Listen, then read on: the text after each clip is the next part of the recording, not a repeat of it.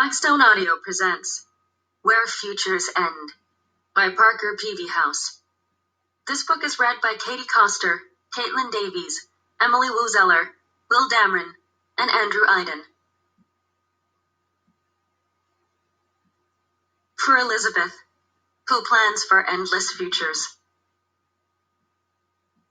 1. When we ask the impossible, 1 year from now. Dylan. Dylan asked his first impossible question when he was 5, when he could still hear music and running water, still find gilded kingdoms trapped in beams of sunlight.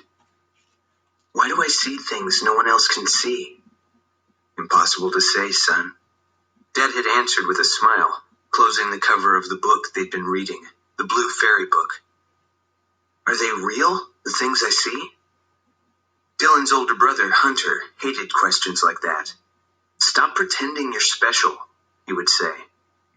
In a storybook, an impossible question might be a riddle that could never be solved, a challenge that could bring the quest to a standstill. In real life, an impossible question might be easily met with a shrug or a sigh, but it might also carve the whole world into pieces as small as dust motes, so that you could hardly breathe for fear of scattering them all.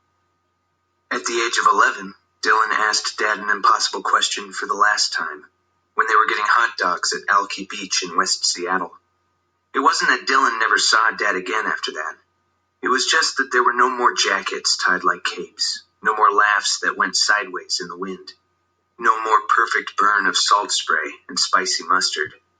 The story of Dad and Dylan came to a standstill. In the years since the day at Alki Beach, Dylan had become an expert at impossible questions. He would creep into Hunter's room after lights out to ask, "What's at the bottom of a black hole in space? Is a red blanket still red in the dark? Why don't zombies eat their own flesh?" Hunter would pass one of his earbuds to Dylan, and they'd let the Sonics or the Rolling Stones answer as best they could. Why do I sense things no one else can? Dylan asked himself now, standing outside the prep school gymnasium where his brother's basketball game was taking place. He knew the crowd was about to roar. He felt the hum in his bones, without even seeing the action. And sure enough, a moment later, the cheer erupted. He opened the door and stood in the doorway. Gray and purple banners emblazoned with Hevlin Preparatory were slung on the walls. Heavily perspiring, Dylan and his friends had used to joke, sophomore year before Dylan had gotten kicked out for cheating.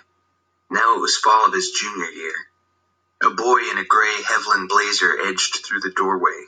Blaine, who used to sit with Dylan at lunch so they could program modifications to their favorite PC games. He tipped his carton of popcorn toward Dylan and said, "Is it true that some kids carry knives to class in public school?" "That's why we get those metal rulers," Dylan said, reaching into the carton. "Levels the playing field." The air in the gym was warm, but Dylan suddenly wished he'd worn a jacket, because Blaine was staring at the peeling letters on Dylan's t-shirt that spelled out, "Put on your 3D glasses." "It seemed cool in my mom's pawn shop," Dylan said. "Anyway, my old Hevlin uniform's too small now." "I wish I didn't have to wear this thing." Blaine flicked the collar of his blazer. "Think I should defect? Try my luck with metal rulers?" Dylan tried to laugh, coughed out a popcorn kernel instead. Blaine eyed Dylan's slouching frame. "Hevlin has to expel somebody at the end of each year, to keep the rest of us sweating." He studied his popcorn carton and shrugged. "Probably only picked you because you were on scholarship." Dylan tried to give off an air of, "Sure, fine," leaning back against the doorway. That odd electricity hummed in his bones again, and then, what do you know? Out on the court, his brother sank another three-pointer. The crowd chanted his name. "Hunter! Hunter!" The other team called a timeout. The hum in Dylan's bones subsided.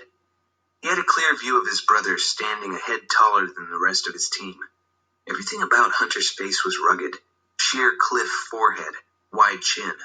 Even his sideburns looked like they were trying to reclaim territory ceded to his ears. "Your grades weren't really that bad, though, were they?" Blaine asked. "You were on the team that went to math regionals." "I cheated on my finals,"